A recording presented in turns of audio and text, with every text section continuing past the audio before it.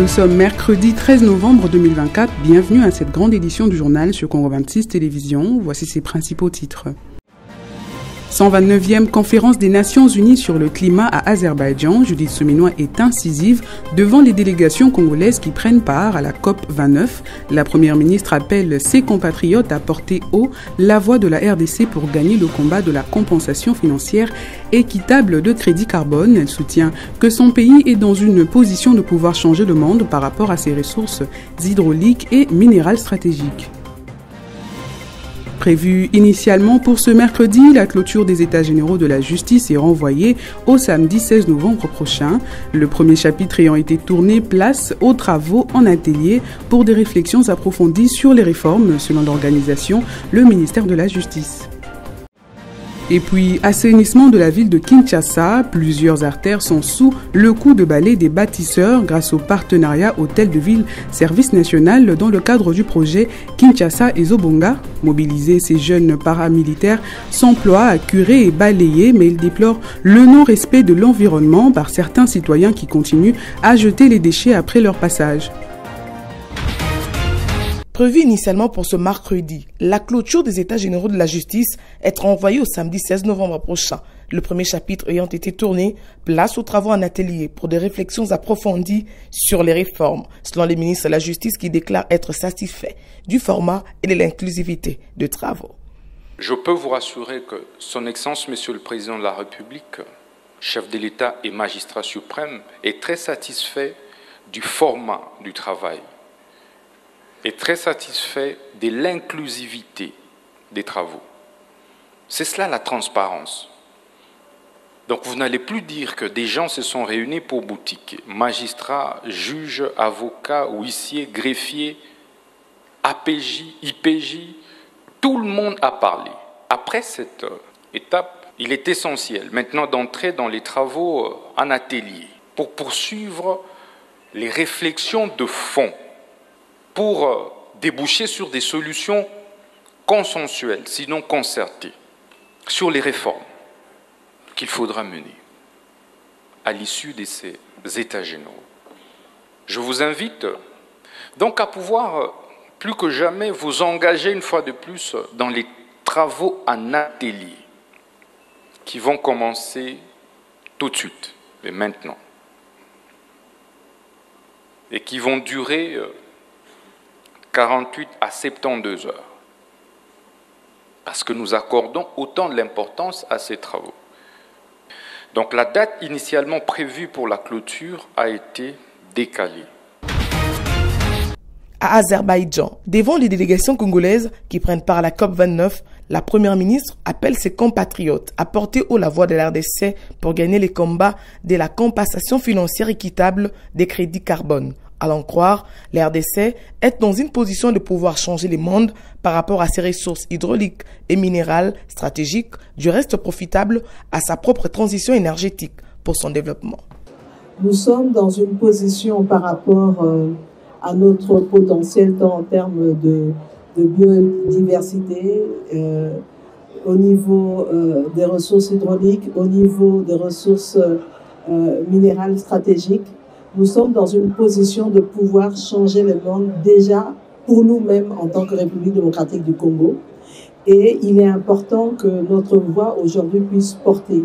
Il y a d'un côté cette nécessité en tant que pays solution, en tant que poumon, un des pays faisant partie du poumon du monde, de pouvoir de manière équitable pouvoir être récompensé par notre position, mais en même temps, nous avons tout intérêt, nous, de nous préparer par rapport à notre développement durable, par rapport à la transformation que l'on veut donner, notamment à la transition énergétique, et je pense que ça, c'est important.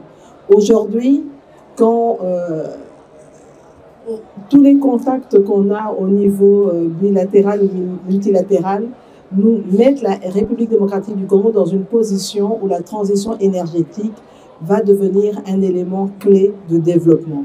Et là, nous, en tant que pays, nous ne devons pas rater cette opportunité-là parce que nous sommes dans cette position avec nos minerais stratégiques. Mais pour ça, Nous devons faire notre part, continuer à travailler par rapport à la transformation, mais ce qui est important dans ce type de rencontre ici, notamment la COP29, c'est de voir comment nous allons défendre, au même titre que d'autres pays qui sont dans notre position, le fait qu'aujourd'hui, nous sommes ce potentiel que nous offrons au monde, comment nous défendons cette position et comment nous allons récupérer financièrement ce qui va nous permettre d'accélérer notre développement.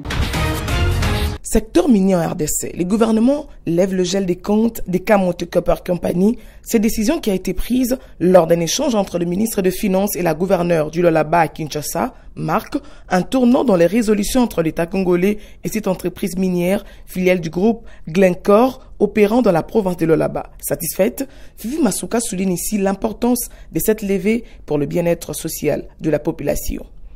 En tout cas, pas à pas, tout ce qui se passe avec le groupe KCC. Le groupe KCC est parmi les plus grandes entreprises dans la province du Lualaba, en République démocratique du Congo. Donc, il a à son sein plus de 5 000 travailleurs directs et 20 000 indirects. Donc, c'est une question sociale. Il a fallu que je puisse en tout cas venir à la source pour savoir exactement ce qui se passe. Bien évidemment, nous échangeons avec Madame la PCA à chaque instant et à chaque étape de ces discussions.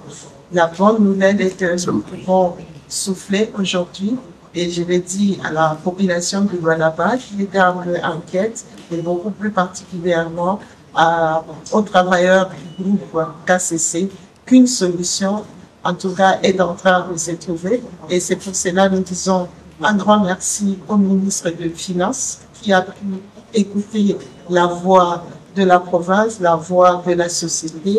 Ils vont rester dans les discussions qui vont continuer, mais ce qui est bon, c'est que, en tout cas, à ce qu'il nous a confirmé, nous pouvons rentrer en juin au niveau de la province du Lualaba et que la population de la province puisse se sentir, en tout cas, sécurisée et touchée parce que le ministre des Finances a été d'une oreille attentive. Évidemment, les comptes sont levés, les comptes étaient bloqués. Aujourd'hui, les comptes sont levés, moyennant les conditions qu'il a données, qui vont prendre quelques heures seulement. Mais la plus belle, la bonne nouvelle, c'est qu'ils peuvent travailler normalement. Ils travaillaient, mais pas à 100% parce que le compte était bloqué. Mais là, ils peuvent maintenant travailler en sachant que toutes les opérations liées aux finances peuvent être exécutées. Dans la municipalité de Lemba, au nord-ouest de la ville de Kinshasa, la pluie a laissé des traces. L'avenue Béni au quartier Rigini, dans son tronçon menant vers l'intendance de Linikin, s'est pratiquement dégradée suite aux pluies qui s'abattent sur la ville. Entre-temps, les travaux de sa réhabilitation sont au point mort. Selon les usagers de ces coins, la route est impraticable depuis plusieurs jours. Ce sont les fortes pluies de la semaine dernière qui seraient à l'origine de ces désagréments. On est vraiment bloqué ici. Donc il n'y a pas vraiment le passage facile pour nous. Ce que nous pouvons demander aux autorités, c'est justement de revoir notre chemin, notre route ici universitaire. Ça nous permet, nous autres ici, d'aller à l'école, ça permet à nos parents aussi d'aller au travail. Et déjà, si c'est comme ça, nous pouvons demander justement aux autorités de venir revoir aussi notre cas. Nous entendons ailleurs qu'il fait souvent de bonnes choses, alors c'est que nous pouvons demander aussi qu'ils puissent venir voir aussi chez nous ici. Le passage sur cette voie publique n'est pas facile, un état des choses déplorable. Ici, nous sommes au rond-point Gabana. Et c'est pareil, vous voyez la route qui va vers Rigini, tout ça, Niembo, tout ça, c'est vraiment pareil, Béni. C'est toujours des crevasses, comme des nids d'oiseaux et tout. C'est toujours pareil. C'est tout le monde qui appelle au secours les autorités pour la réhabilitation de l'avenue Béni, principale voie menant vers l'université de Kinshasa et les cliniques universitaires à partir du quartier Rigini dans la commune de Lemba. Une crasse sans précédent s'observe au rond-point Yolo médical dans la municipalité de Limete. Ces coins de la ville présentent un visage peu appréciable depuis le retour de la pluie. Les usagers en appellent à une intervention urgente des autorités compétentes. Le conducteur peine lorsqu'il faut fréquenter ces coins de la ville de Kinshasa, précisément au niveau de Yolo médical. Puisque tout ça c'est la honte. Ils sont nés dans la capitale C'est une honte de voir des flaques d'eau partout comme ça, comme si la ville-province de Kinshasa n'est pas gouvernée. Cette situation est presque partout. Nous demandons aux autorités d'effectuer les descentes sur terrain pour observer. Cette partie de la capitale est impraticable depuis plus d'une année. Pas de solution dans le sens de sa réhabilitation. Bon, le problème qui nous dérange ici, c'est la route. La route est tellement impraticable. Donc les gens souffrent. Les gens souffrent, même les véhicules, vraiment pour rouler, c'est un peu difficile. Donc c'est un problème de soumettre les cas aux responsables, aux autorités pour qu'ils prennent un peu la solution de la route. Sinon vraiment impraticable madame, impossible vraiment. Les autorités ayant en charge les infrastructures sont invitées au secours.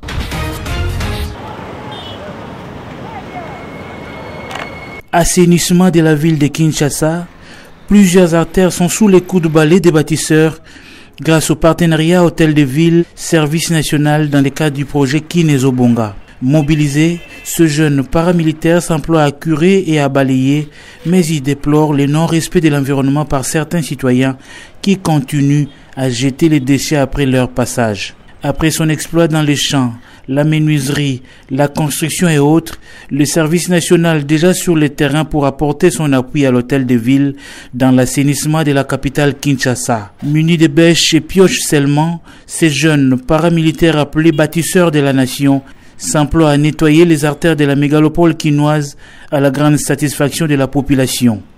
Depuis tout le service national, a fait musée Laura Désiré Kabila. Ces services n'existaient plus. La ville de Kinshasa était devenue trop sale. Et aujourd'hui, j'apprécie l'initiative de la ville et du service national. Ces caniveaux ont englouti beaucoup d'argent, mais bouchés, pleins de sable, sans entretien. Aujourd'hui, avec les services nationaux, si ces travaux se font chaque année, la ville sera plus propre. Dans un premier temps, le bâtisseur de la nation s'emploie à curer les caniveaux, à balayer les rues, mais aussi à évacuer tous les occupants des emprises publiques pour tenter de réduire les embouteillages. Un travail apprécié par les communs des mortels quinois, tout en craignant de voir ces mêmes caniveaux bombés de déchets, bien que curés par manque de suivi. Ce jeune étudiant interpelle. J'interpelle aussi la population quinoise pour la gestion des déchets. Lorsqu'ils sont en train de curer des caniveaux, c'est bon. Pour notre part, nous devons aussi prendre notre responsabilité de ne plus jeter les déchets au caniveau parce que cela nous cause des problèmes d'inondation, des maladies et ça a un impact environnemental négatif pour nos populations de la ville-province de Kinshasa. La participation des bâtisseurs de la nation à l'assainissement de la ville de Kinshasa fait suite à l'accord conclu en octobre dernier entre la haute hiérarchie du service national et la ville pour une période de 3 mois.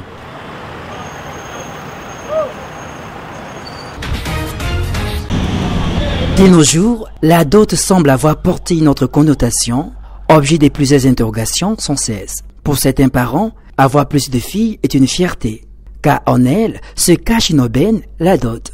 Dans ces lots, nombreux parmi les parents évaluent la dot sur base du bagage intellectuel de la fille. Plus on a de diplômes, plus la facture de la dot suit la courbe ascendante, devenant de ces faits salés. Autre temps, autre mœurs. Dans ces groupes, se recrutent aussi des familles qui se basent plutôt sur la beauté de la fille pour déterminer la facture. Le père de mes enfants est à Mumbala et je suis Mukongo. Et voilà comment ça se passe. On donne la facture de la part de papa et aussi bien celle de la mère de la fille. À titre d'exemple, si nous fixons la facture à $1 500, papa fixera peut-être à $2 000 et on discute. Ils peuvent être donnés à $1 000 pour la mère de la fille et 1200 pour le père.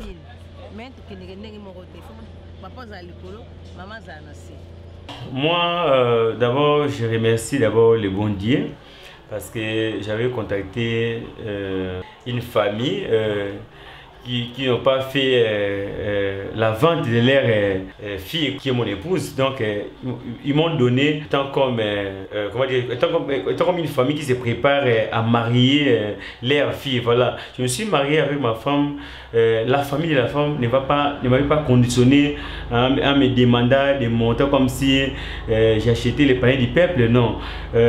Il faut noter que dans plusieurs sociétés africaines, la dot est souvent source d'un certain nombre de problèmes. En RDC, il n'est pas rare de rencontrer des unions libres, communément appelées Yakatofanda, et dont l'origine n'est autre que la facture exorbitante de la dot. En outre, parmi les causes du célibat chez le jeune à Kinshasa, c'est toujours la facture de la dot, autrefois symbolique. D'où cette urgence de réglementer la pratique afin d'ouvrir la voie aux prétendants. Pour sa deuxième sortie en Ligue des champions féminine de la CAF Maroc 2024 dans le groupe A, les FCF Mazembe de la RDC a été renversé 1-3 par l'Asfar du Maroc. Pourtant, c'est l'équipe congolaise qui a marqué à la 11e minute par les trichements de Kouadoum, bien servi par Merveille Kajonga et mené à la mi-temps sur le score d'1-0. À la reprise, l'équipe marocaine de l'Asfar s'est métamorphose et arrive à renverser les FCF Mazembe en inscrivant 3 buts à l'espace de 8 minutes pour s'imposer au finish sur le score de 3-1. Les FCF Mazembe enregistrent sa première défaite dans le groupe A après sa victoire lors de son premier match, tandis que l'Asfar signe sa deuxième victoire en 2 sorties.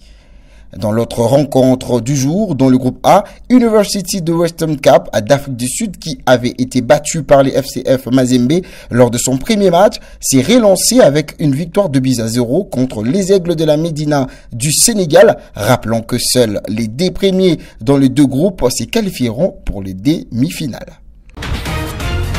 Ainsi s'achève cette grande édition d'information. Je vous rappelle ces grandes lignes. 129e conférence des Nations Unies sur le climat à Azerbaïdjan, Judith Souminois est incisive devant les délégations congolaises qui prennent part à la COP 29. La première ministre appelle ses compatriotes à porter haut la voix de la RDC pour gagner le combat de la compensation financière équitable de crédit carbone. Elle soutient que son pays est dans une position de pouvoir changer le monde par rapport à ses ressources hydrauliques et minérales stratégiques. Prévue initialement pour ce mercredi, la clôture des États généraux de la justice est renvoyée au samedi 16 novembre prochain. Le premier chapitre ayant été tourné place aux travaux en atelier pour des réflexions approfondies sur les réformes selon l'organisation, le ministère de la Justice. Et puis, assainissement de la ville de Kinshasa, plusieurs artères sont sous le coup de balai des bâtisseurs grâce au partenariat Hôtel de Ville Service National dans le cadre du projet Kinshasa et Zobonga. Mobiliser ces jeunes paramilitaires s'emploient à curer et balayer, mais ils déplorent le non-respect de l'environnement par certains citoyens qui continuent à jeter les déchets après leur passage. Restez en compagnie de programmes de votre chaîne. Au revoir.